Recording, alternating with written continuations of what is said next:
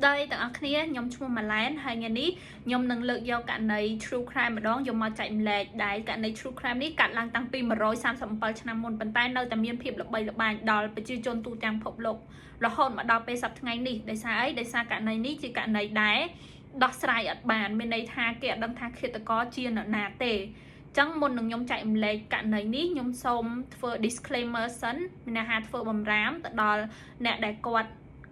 Krao mà dụ đọc bằng 7 năm sẽ trời còn miền Tây Phu rồi còn là nạc đòi đài ọt ai ta chua dầu rồi còn ai sẽ đạp nơi cả này nà đài miền ông bơ hăng san lại cả nạc thun thung ngơ rồi còn ca sơ lập mà nữ ấy ai ổ rùm lòng về tổ nịp bán nhông nâng chuộc khía nơi về tổ Krao tiệt ở con tràn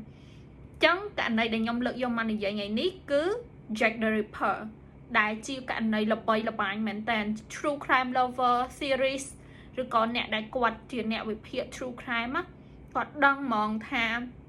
cái này ní là bạn cũng rất nè anh chẳng nè chẳng cũng ao khát bây you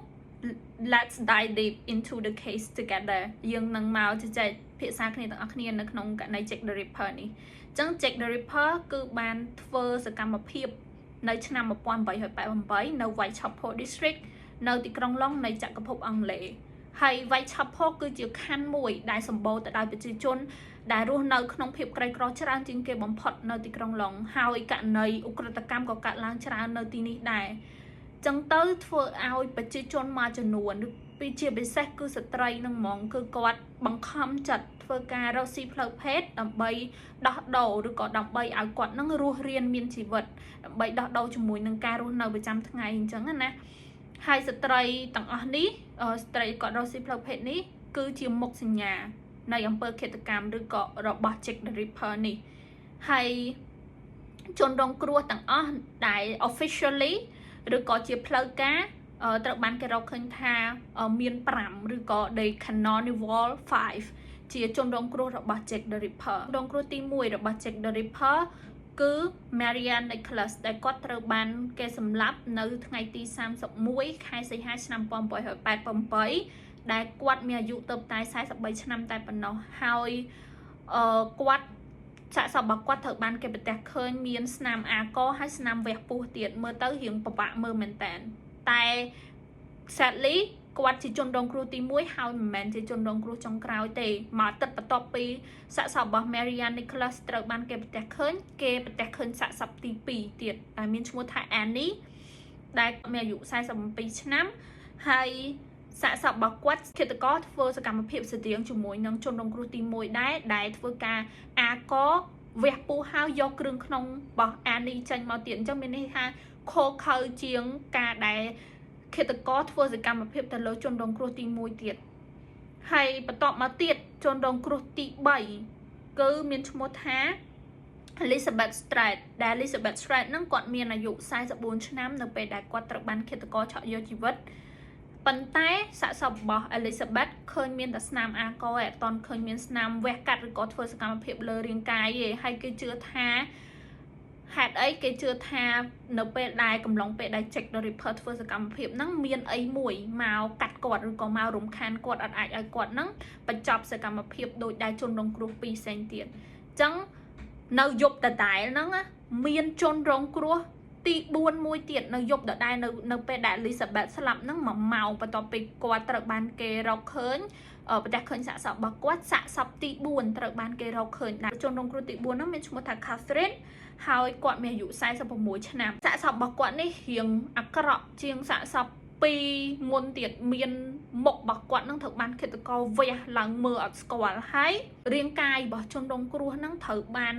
เกตโฟกาเวกัดโยขุงขนมโยไอตื้อสังแต่อัดไอเอาไปลินั่งสมกว่าแต่สัญญาณบานให้เหม็นแตนตื้อเนเปได้สะสมจนลงครูตีมวยตีปีบานลึกลือแต่หนังจันดอลไปลิจันดอลเนี่ยสามปอมมีนให้เธอเอาตีกรองเนอติเธอเอาไวชัพโพดิสตริกนั่งดูในขนมเพียบไพ่คลายเหม็นแตนได้ซาตายตีกรองนั่งเมียนครามอุกรตกรรมชราเหม็นแตนปัตตาเมียนอุกรตกรรมนาซาฮาดอลอำเภอเขตกรรมได้กะลังเนื้อชนำปอมใบหอยแปดใบนั่งเตะจังเตอร์เธอเอาจีบเซสตรายได้กอดรอสิเพลเพนั่งกอดรู้เนื้อได้เพียบไพ่คลายให้ไป ប្រជាជននឹងបខំឲ្យប៉ូលីសបញ្ញាប់ហៅឃាតករប៉ុន្តែប៉ូលីសព្យាយាមស៊ើបអង្កេតដែរប៉ុន្តែមានទទួលបានតម្រុយពីអត្តសញ្ញាណរបស់ឃាតករទេអញ្ចឹងធ្វើឲ្យអំពើឃាតកម្មហ្នឹងនៅតែបន្តទៀត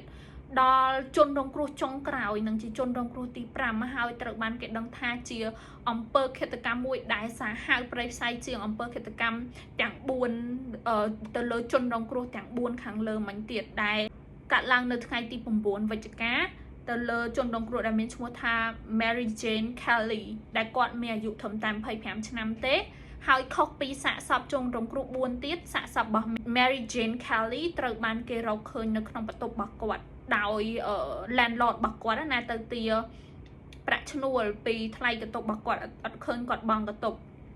សាកសពរបស់គាត់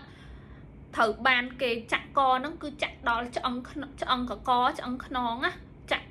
មុខរបស់គាត់ត្រូវបានគេវះមើលឡើងមើលអត់យល់ហើយគ្រឿងក្នុងរបស់គាត់ត្រូវបានគេបាចេញមកក្រៅហើយយកទៅដាក់នៅពេញកតុបអញ្ចឹងគាត់គិតថា Jack the Ripper ចំណាយពេលប្រហែលជា1ម៉ោងដើម្បីធ្វើសកម្មភាពនៅក្នុងកតុបរបស់ Mary Jane Kelly ហ្នឹងហើយស្ដាប់ទៅវាខកខើសាហាវមែនតើហ្មងករណីនេះណាប៉ុន្តែ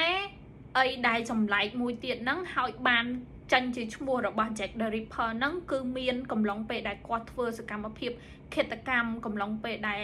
ស្លាប់ជនរងគ្រោះ1 2 3 4រហូតដល់5នេះគឺមានសម្បត្តិមួយចំនួនបានផ្ញើទៅកាន់សារព័ត៌មានបានផ្ញើទៅកាន់ប៉ុស្តិ៍ប៉ូលីសក៏ដូចជាអ្នកស៊ើបអង្កេតនឹងដែលនៅក្នុងនោះមានសញ្ញេ Jack the Ripper សម្បត្តិហ្នឹង from Jack the Ripper អញ្ចឹងបានជាគេបានឈ្មោះ Jack the Ripper ហ្នឹងមកដាក់ជា nickname របស់ឃាតករដោយសារគេអាចរកអត្តសញ្ញាណរបស់ឃាតករបានហើយមានសម្បត្តិមួយនៅក្នុងចំណោមសម្បត្តិទាំងអស់ដែលបានផ្ញើទៅប្រមាថបានផ្ញើទៅចំអកលក់លើយថាអូប៉ូលីសអត់មានសមត្ថភាពនៅក្នុងការចាប់គាត់ប៉ូលីសអត់មានសមត្ថភាពនៅក្នុងការវែកមុខឃាតករអញ្ចឹងទៅគាត់នឹងធ្វើសកម្មភាពម្ដងទៀតហើយគេអត់ដឹងថាសម្បត្តិហ្នឹងមកពីឃាតករពិតប្រាកដឬក៏មានអ្នកខ្លែងបន្លំអីអញ្ចឹងដើម្បីចាញ់សម្បត្តិហ្នឹងទៅទេហើយប៉ុន្តែគេមានសម្បត្តិមួយដែល stand out ពីសម្បត្តិផ្សេងទៀតដែលចំណងជើងសម្បត្តិហ្នឹង letter from hell មានន័យថាសម្បត្តិចេញមកពីឋាននរកហើយសម្បត្តិហ្នឹងភ្ជាប់ជាមួយនៅកលៀនមនុស្សមកចំហៀងនៅក្នុងភ្ជាប់ជាមួយនឹងសម្បត្តិហ្នឹងទៅផ្ញើទៅកាន់កន្លែងសារព័ត៌មានហើយគេជឿថាអ្នកខ្លះគាត់ជឿថាសម្បត្តិហ្នឹងមកពីឃាតករពិតអ្នកខ្លះគាត់ថាអត់ទេសម្បត្តិហ្នឹងមិនមែនមកពីឃាតករពិតទេប៉ុន្តែប្រភពនៃសម្បត្តិមកពីណាក៏ប៉ូលីសហើយនិងអ្នកស៊ើបអង្កេតអត់បានដឹងដែរមែនតើទៅត្រឹមករណីទី5នេះត្រឹមករណីជនរងគ្រោះទី5នេះ Jack the Ripper គាត់ឈប់ធ្វើសកម្មភាពអីទាំងអស់គាត់ឈប់ស្លាប់មនុស្សគាត់ឈប់ធ្វើសកម្មភាពអីទាំងអស់ចឹងទៅធ្វើឲ្យយើងអត់ដឹងថាហេតុអីបាន Jack the Ripper ឈប់ឯងថា Jack the Ripper នឹងគាត់បានស្លាប់ហើយឬក៏គាត់ជាប់គុកដោយសារទោសផ្សេងទៀតឬក៏គាត់ខ្លាយទៅជាមនុស្សធម្មតាវិញរស់នៅជាមួយនឹងប្រជាជនវិញគាត់ឈប់ខ្លាយទៅជាអ្នកដែលគាត់ដើរស្លាប់មនុស្សឬក៏មិនដែរអត់មាននរណាម្នាក់ដឹងទេថា Jack the Ripper ជានរណាហើយកំឡុងពេលដែលកើតឃាតកម្មឡើងប៉ូលីសនិងអ្នកស៊ើបអង្កេតបានស៊ើបអង្កេតមនុស្សជាង 2000 នាក់ប៉ុន្តែអត់មានតម្រុយអីទាំងអស់ស៊ើបអង្កេតតាំងពីអ្នកដែលគាត់តាប់សាច់ជ្រូកលក់អ្នកដែលគាត់ជាប៉ែតអ្នកដែលគាត់ជាខ្សែរាជវង្សអីក៏មានដែរអញ្ចឹងណាដោយសារអីហេតុអីបានជាសភាអ្នកដែលគាត់កាប់សាច់លក់ឬក៏សភាប៉ែតដោយសារអ្នកស៊ើបអង្កេតគិតថាការវះកាត់យកគ្រឿងក្នុងយកអីមិនជនរងគ្រោះចេញមកក្រៅហ្នឹងមើលទៅដូចជាអ្នកជំនាញដូចជាអ្នកដែលគាត់មានវិជ្ជាប៉ែតឬក៏គាត់អ្នកដែលគាត់ចេះប្រើប្រាស់កំបិតស្ទាត់ជំនាញណាបានគាត់អាចធ្វើ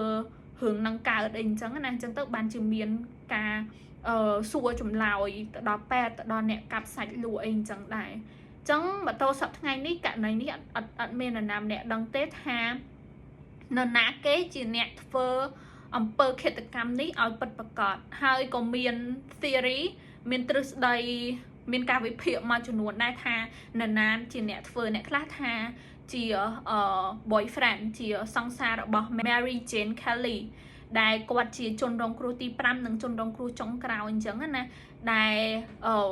Mary Jane គាត់ជាស្ត្រីដែលគាត់រកស៊ីផ្លូវភេទណាអញ្ចឹងទៅសង្សាររបស់គាត់អត់ពេញចិត្តនៅក្នុងរឿងហ្នឹងអញ្ចឹងទៅគាត់ព្យាយាមស្លាប់ អ្នកដែលគាត់រកស៊ីផ្លូវភេទ